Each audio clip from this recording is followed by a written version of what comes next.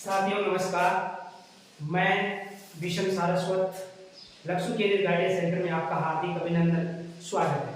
साथियों, आज हम राजस्थान जीके के एक ऐसे टॉपिक के साथ अध्ययन करने जा रहे हैं जो लोक जीवन में हमारे जो वर्तमान रूटीन जीवन है उसके जीवन में बहुत बड़ी भूमिका निभाता है।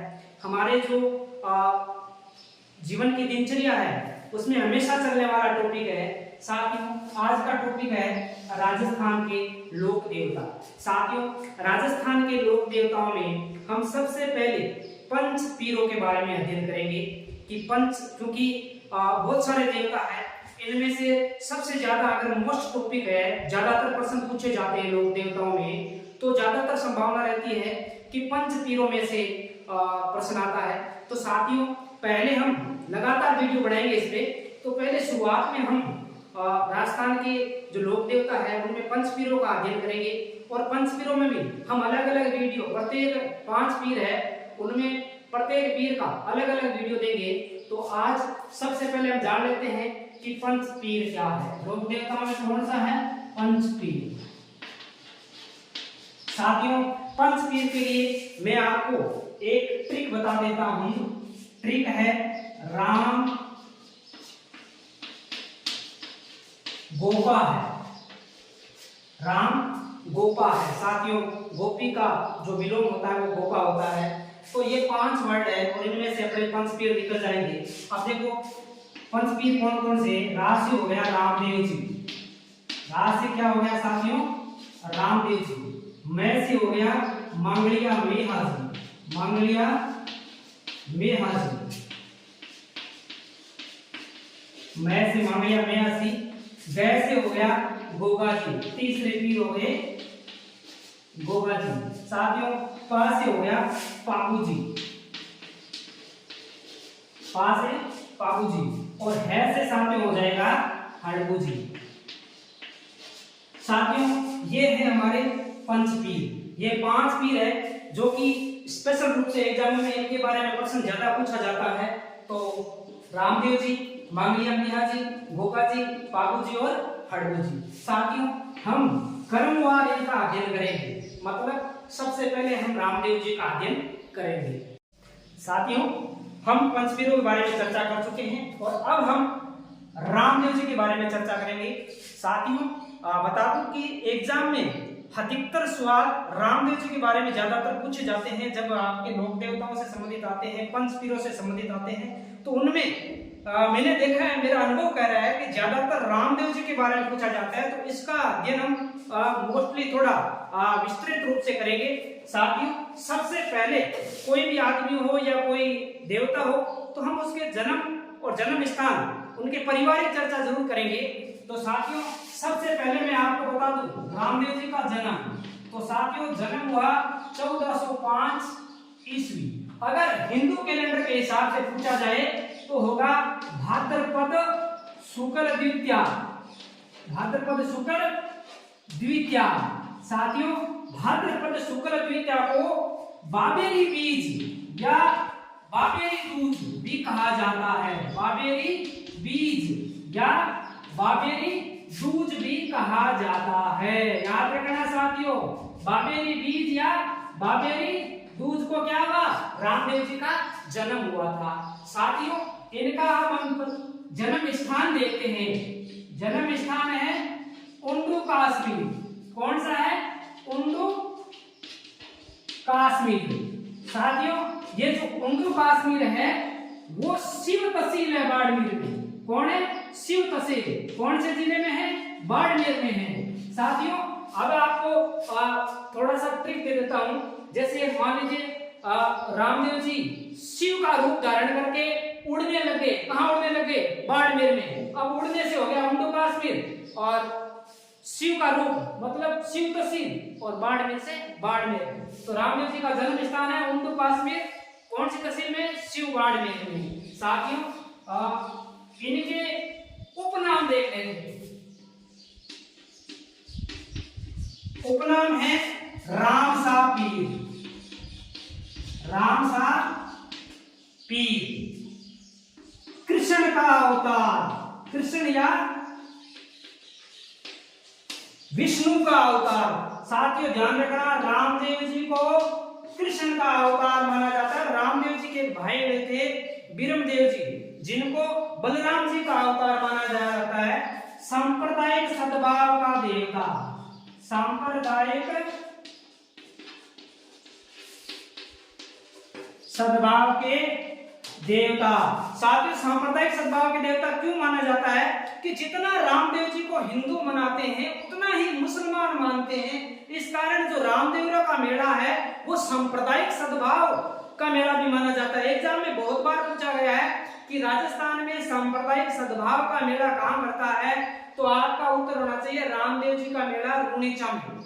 रामदेवरा भी बोलते हैं जिसको। राम सा पीर, कृष्ण या विष्णु का अवतार, सांप्रदायिक सद्भाव के देवता। साथियों जानकारी दे दूं, रामदेव जी को अर्जुन का वंशज भी माना जाता है। किसका वंशज माना जाता है? अर्जुन का वंशज। और रामदेव जी तंवर राजपूत थे। कौन से राजपूत थे? तंवर राजपूत थे। ये याद रखना साथियों, रामदेव जी कौन से राजपूत थे? तंवर राजपूत थे। और सांप्रदायिक सद्भाव के देवता वाला मोस्टली ध्यान में रखना है। साथियों अब हम चर्चा करते हैं इनके परिवार के बारे में, माता पिता के बारे में। तो आप रामदेव जी के पिता थे अजमाल जी। कौन थे? अजमाल जी। इनके माता थे मेणा देवी। मैं से मेणा दे कर लेना साथियों, माता वाला मैं से आप ध्यान रखना, मेणा दे। इनकी पत्नी थी नेत्र दे। पत्नी कौन थी? नेत्र दे। वैसे साथियों हम सब ग्रामीण पृष्ठभूमि से जुड़े हुए हैं अधिकतर लोग, और ग्रामीण पृष्ठभूमि में हमारे पश्चिमी राजस्थान में जो देवी देवताओं के भजन चलते हैं वो हम सुनते रहते हैं। और भजनों में ये बहुत बार आया है, खमा खमा और रूणी चेरा धनिया, अजमाल जीरा कुमारा, माता मेणा देरा लाल, नेत्र देरा बरतार खाने खमा बनी। तो ये भजन हम बहुत बार सुने। तो ये वैसे याद रखने की बात नहीं है, फिर भी बहुत से साथी मारवाड़ से इतर देख रहे हैं तो उनको जरूर याद रखना चाहिए कि इनकी पत्नी का नाम था नेत्रदे। और ये नेत्रदे ना, ये अमरकोट के राजा दुल्ले सिंह की पत्नी थी। दुल्ले सिंह सोडा थे, उनकी पुत्री थी ये नेत्रदे। और ये नेत्रदे जब शादी के टाइम ना विकलांग थी, परंतु रामदेव जी के चमत्कार के कारण, रामदेव जी के द्वारा पर्चा दिए जाने के कारण नेत्रदे क्या विकलांग से ठीक हो गई। मतलब जो उसकी विशेष योग्यता थी वो एकदम साधारण स्त्री में आ गई। वो उसका जो विकलांगपन था वो दूर हो गया। साथियों इनके भाई थे बीरमदेव जी। भाई कौन थे?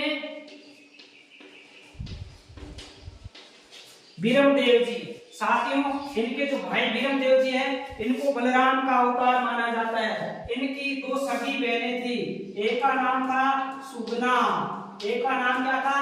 सुगना, और दूसरा का नाम था लाछा। साथियों इनके जो गुरु थे, गुरु क्या नाम था? गुरु था बालीनाथ जी। क्या नाम था? बालीनाथ जी। साथियों याद रखना, आप ना मैं लिखा रहा हूँ साथ साथ में नोटबुक रखना, एक्स्ट्रा बोलता हूँ वो नोट करते जाना।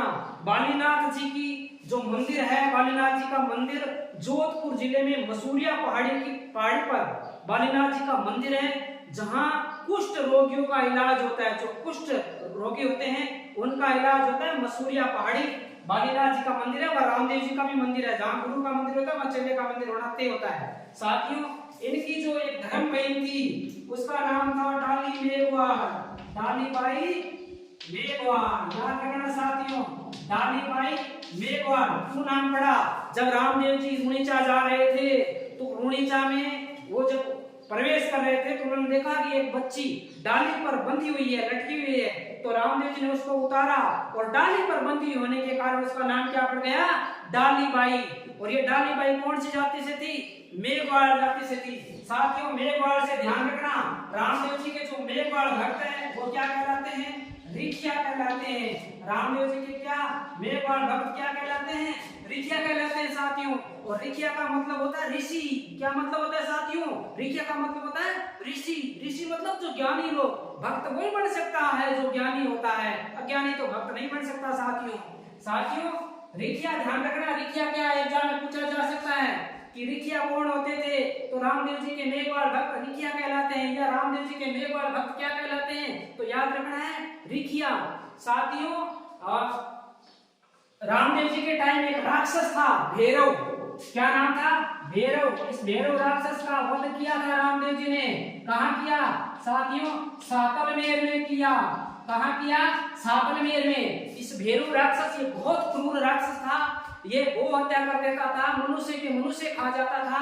जब रामदेव जी को पता चला कि ऐसा राक्षस है तो वो खुद गए कि भाई साहब आज बलि मैं दूंगा। वो हमेशा नर बलि मांगता था।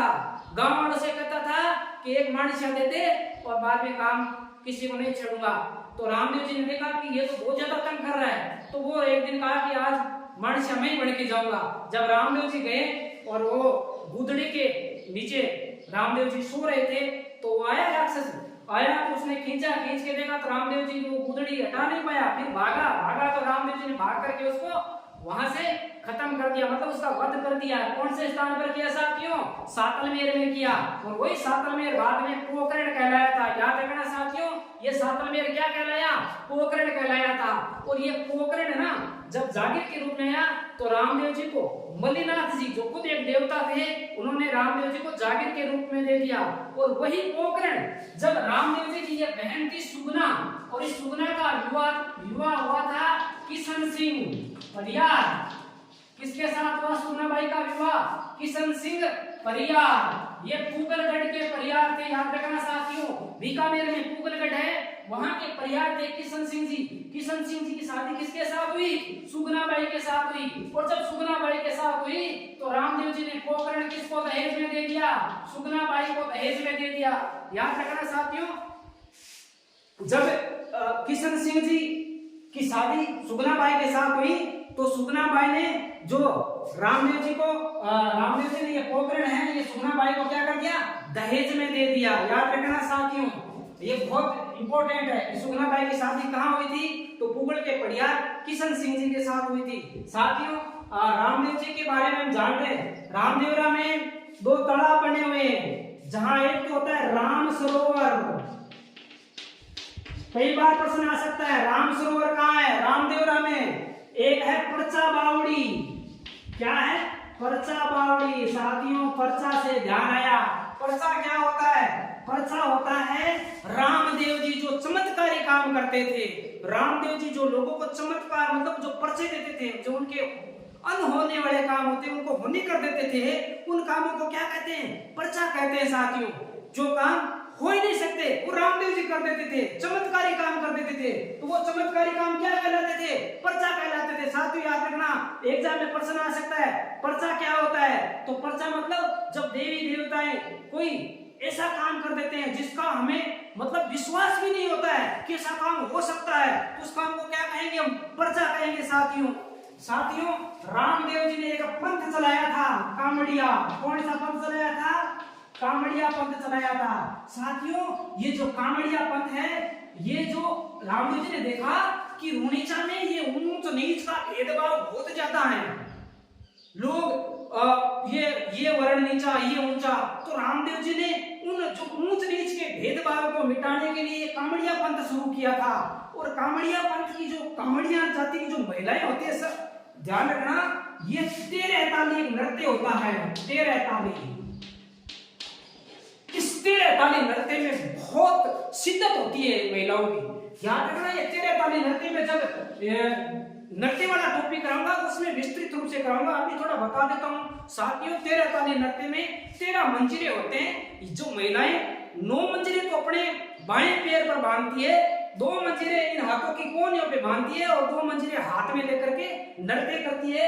इस 13 ताली नृत्य का जो उत्पत्ति गांव है वो पादरला, पाली में गांव है पादरला, वहां से 13 ताली नृत्य की उत्पत्ति मानी जाती है। वहां की मांगी बाई है जिसके गुरु थे भेरुदास, उनके जेठ गोमटदास, वहां से पादरला से 13 ताली नृत्य का इजाद माना जाता है।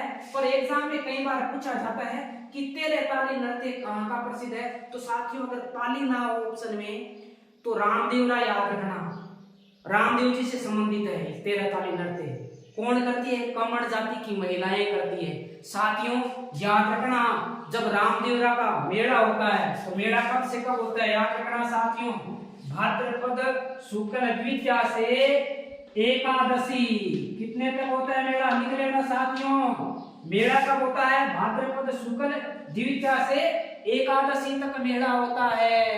और ये एकादशी तक क्यों होता है, द्वितीया को तो रामदेव जी का जन्म हुआ, और एकादशी को रामदेव जी ने क्या ली साथियों, जीवित समाधि ली। क्या ली, जीवित समाधि ली थी। और रामदेव जी के जीवित समाधि लेने से एक दिन पहले इनकी जो धर्म बहन थी डालीबाई, याद रखना, डालीबाई ने रामदेव जी के जीवित समाधि लेने से एक दिन पहले समाधि ली थी। तो डालीबाई ने कब समाधि ली, 10वीं को ली थी। रामदेव जी से एक दिन पहले डालीबाई ने समाधि ली थी, ये याद रखना।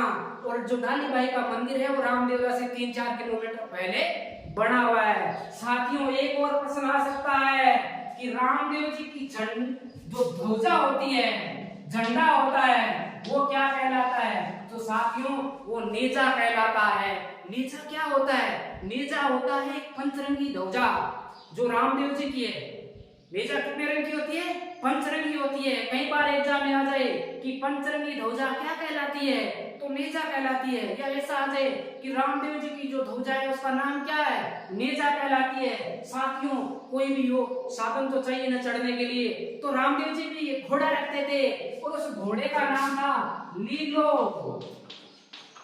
या नीलो, ज्यादातर आता है लीलो। लीले घोड़े असवार मारा ऋणीचे सरकार बाबा सुनता ही जाजुदी, ओ ऋणीचे श्याम सुनता ही जाजुदी।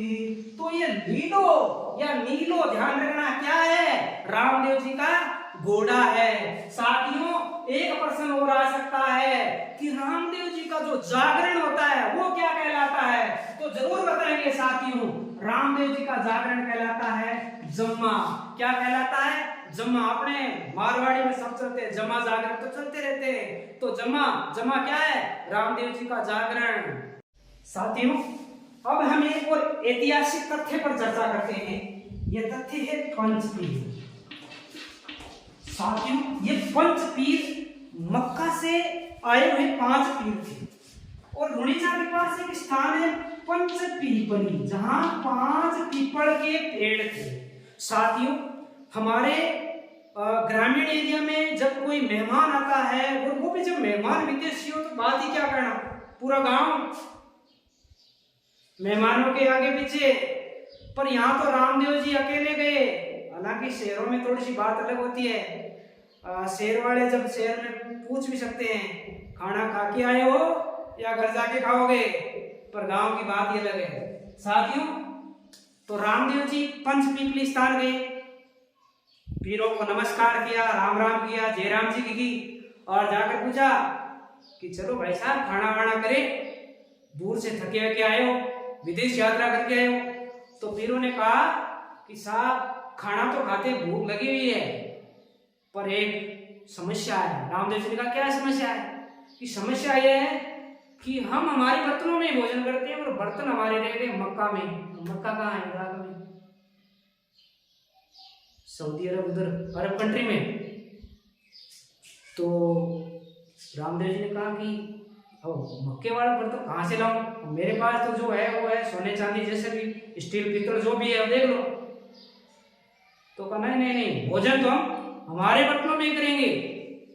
तो रामदेव जी ने कहा भाई देखो ये संभव नहीं है, अब विदेश कौन जाएगा, कौन सी ट्रेन बैठी है, कौन सी प्लेन है मेरे पास उठा के ले जाओ। तो पीर नाराज होकर कहा कि हमने सुना है कि आप चमत्कार करते हैं, पर्चे देते हैं, आप लोगों के वो काम करते हैं, शायद हमने अफवाह सुन रखी। रामदेव जी ने कहा ये बात है, आप आंखें बंद करो। पीरों ने आंखें बंद की, रामदेव जी ने ऐसे किए, बर्तन हाथ में, पीरों का आंखें खोलो, हाथ में बर्तन दिए। पीरों की जो आंखें ना वो खुली की खुली रह गई। अब पीरों से कहा कि भाई साहब हम तो सिर्फ पीर थे, पर आपको पीरों के पीर है। क्या है, पीरों के पीर। साथियों ध्यान रखना, एग्जाम में ये प्रश्न आ सकता है कि पीरों के पीर किन्हें कहा जाता है, तो आपका उत्तर होना चाहिए रामदेव जी। और ना किसने कहा पीरों के पीर? मक्का से आए हुए जो पंच पीर थे उन्होंने कहा था कि पीरों के पीर राम सा पीर। साथियों, हम एक और जानकारी की बात करते हैं। रामदेव जी एकमात्र ऐसे कवि थे जिन्होंने ग्रंथ लिखा था, जो कवि थे, एकमात्र ऐसे लोक देवता थे जो कवि थे, और उनके ग्रंथ का नाम है 24 वाणियां। 24 वाणियां। और इस 24 वाणियां में उस समय का साहित्य लिखा गया है, उस समय के जो रीति रिवाज है वो लिखे गए हैं। साथियों, हालांकि राजस्थान जी के अथाह है और रामदेव जी का बारे में जो जानकारी है वो भी बहुत ज्यादा है, फिर भी एग्जाम की दृष्टि से जो तथ्य एग्जाम में आ सकते हैं, जो चीजें एग्जाम में पूछी गई है या आगे पूछी जा सकती है, उन्हीं तथ्यों पर, उन्हीं बातों को मैंने आपको बताया है। हालांकि मैं खुद राजस्थान जीके का विद्यार्थी हूँ। हालांकि अगर एक दृष्टि से देखें, कागजी दृष्टि से, तो मैं राजस्थान स्कूल शिक्षा में लेक्चरर हूँ, फिर भी मैं अपने आप को विद्यार्थी मान रहा हूँ, क्योंकि मैं अगर लेक्चरर कहूँगा तो हो सकता है वो मेरे विद्वता का अहंकार होगा, फिर मैं कहूँगा कि मैं अपने आप में एक विद्यार्थी हूँ। मैं आपको जितना मैं सीख रहा हूँ वो आगे परोस रहा हूँ। साथियों, आज के लिए रामदेव जी के लिए इतना ही। आगे आने वाले वीडियो में हम बाकी जो पीर या लोक देवता बचे हुए हैं उनके बारे में चर्चा करेंगे। तो मेरी आपसे रिक्वेस्ट है कि आप मेरे चैनल से लगातार जुड़े रहें, मेरे चैनल को सब्सक्राइब करें, मेरे वीडियो को लाइक करें, शेयर करें, ताकि जो बच्चे तैयारी कर रहे हैं राजस्थान जीके की उनके काम आए। धन्यवाद दोस्तों।